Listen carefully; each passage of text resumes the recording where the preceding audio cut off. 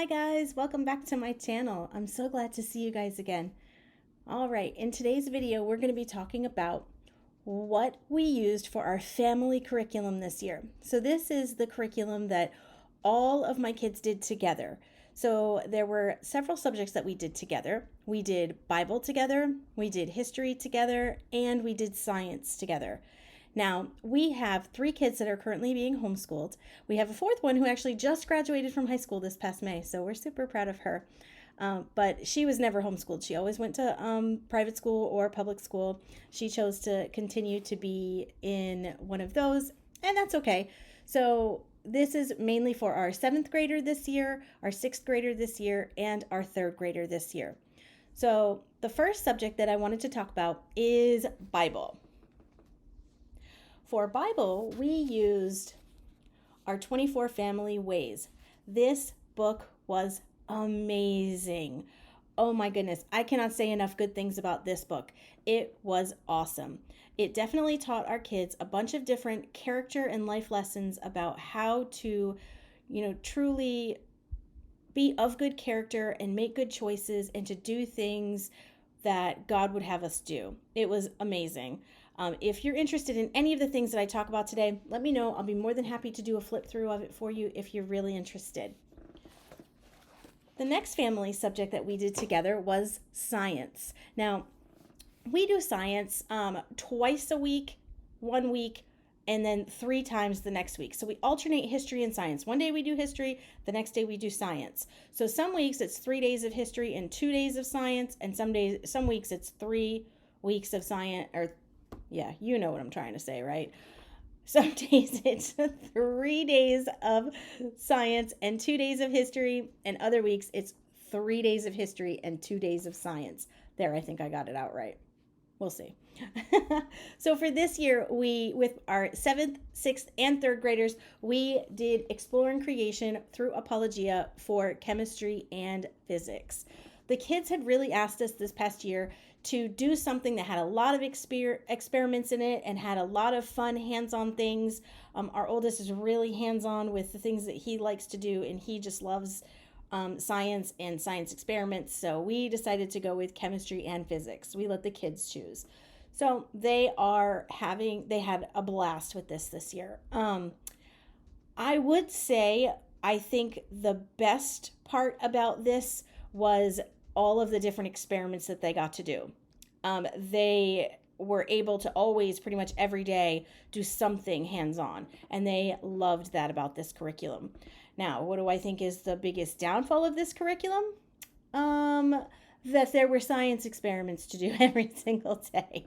It got really, really cumbersome to have to gather all of the materials. So about halfway through the year, I broke down and I bought a lab kit for this curriculum. It was just a box that came together that had pretty much all of the things that you need to do this curriculum, and it made my life so much easier. I wish I had gotten it from the beginning of the year. About the time that I bought it was right about when we got into the physics portion of this. We made it all the way through chemistry without the lab kit. But when we really started physics, we needed a lot of magnets and copper wire, and we needed batteries and all sorts of things like that. And there's no way I was going to be able to pull that all off on my own. So I just went ahead and purchased the lab kit. And that was probably what got us through the end of the year. I might have, lost my mind before the end of the year without that lab kit. So if you're thinking of purchasing this, really think hard about whether or not you want to use the lab kit. So this curriculum was great for our older kids. Our little one got a little lost in it, but she did okay on her own. I did use the regular notebooking journals for our older kids. For our 7th and 6th grader, we used the regular notebooking journal. This is my older son's. And, he really liked being able to do the different activities in it where you could, cut out the paper, add in the thing, and write the thing for whatever it was for that day. This is compounds, different type of compounds, polymers, crystals. What does that say? Acids and bases and reactions. So, they really enjoyed this kind of stuff. Now, I did purchase the junior notebooking journal for my younger daughter, for my third grader. That was a mistake, my friends. She wanted to do what the older kids were doing. She didn't want to do the younger kid activities. She's not into coloring. So you can see she's got a lot of pages that are just shoved in here. And that is because she made me photocopy the pages that the bigger kids were using so that she could do the same thing that they did. So we just photocopied him from the older kids and threw it on in here. She did not want to do those little kid activities. She's a big kid, apparently. So I've made that mistake. I won't make it again. So she'll be happy in the future when we use the older notebooking journals. All right. The next thing that we did together as a family was history. For history this year, we used Story of the World. Now, we are on volume 2 for Story in the World, and we hit the Middle Ages. It was so much fun. We really enjoyed the way that Susan Weisbauer writes in this book. It is written like a story. So it's written in chapter form, and each chapter is written just like a story. So the kids really enjoyed that.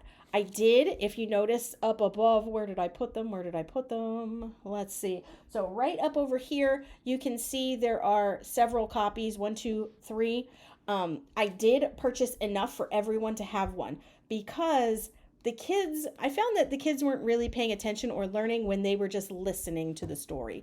When we did history the year before, they were doing their thing. They were building with Legos, or they were playing, I don't know, they were drawing or something like that, and they weren't really listening. We would get to the end of the chapter and we'd do the follow-up questions, or I'd ask them to narrate, and they really couldn't tell me what they had learned. So I learned that every kid's got to have a book, and we all need to really take turns reading. So that's what we did this year. All of my kids are now fluent readers, so we were able to really just take turns. I read a paragraph, you read a paragraph, you read a paragraph, you read a paragraph. So it's not too much for any one child, but it was just perfect for us to be able to go around and read and really enjoy the story. Their reading comprehension skyrocketed after we did that. So I'm really glad that I purchased enough for me and the kids to be able to have the books and read aloud together.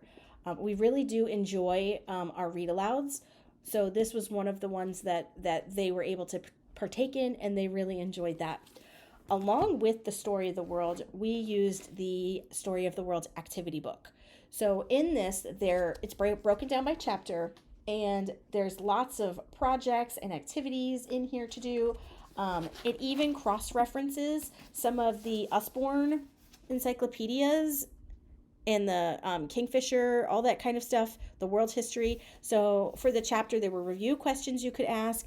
There's even narration exercises if you want to have your child narrate. This is what I did with my third grader for much of the year. Because my older two are older, I did pick a passage from one of the, part of the chapter, either like one of the subheadings or something like that in the story, and I had them either narrate it or I had them outline it. So they would do that as part of their activity. And then I had my younger do the written narration or the written dictation. And then there are lots of different book references for the chapter. There's map work. We always did map work each week. And there's also lots of additional history reading. We would get these titles out, as many as we wanted, from the library, and the kids would use these as their extra reading, or whatever, if they wanted to pick it up and read it. There is a lot of activities in this book, lots of projects that you can do. I'm going to be honest, we didn't do many of these projects because there is only so much time in the day. But there's tons. There's 4 different projects you can pick from for just this one chapter. So it is really a wealth of information. It's a great resource to use for the Story of the World to go along with this book. We really, really enjoyed this curriculum, and we will be continuing to use this curriculum next year. So that is our family choices for this year. And we really enjoyed all of them. Unfortunately, we can't continue to use our Bible curriculum that we use because this is the only one that they have that's made by this author, that I'm aware of anyway. If you know of any, please leave a comment and let me know if you know of any other titles by this same author or through this same company that we can continue to use in our homeschool, because we really enjoyed it. So we will be picking a new Bible curriculum for next year. But as far as Story of the World goes, as far as history goes, and science goes, we probably will continue to use the same curriculum next year. If you have any questions, or if you really want to see any of this curriculum, I'm more than happy to go through it for you. Please leave a comment down below and let me know that you'd like to go through it, and I'll be more than happy to do a walkthrough with you. All right, my friends, if you really like this video, please give me a thumbs up. We're trying to get our YouTube channel going again. So we'd love to hear from you. We'd love to have you give us a thumbs up and subscribe. All right. Thanks, guys. We'll see you again soon. Goodbye.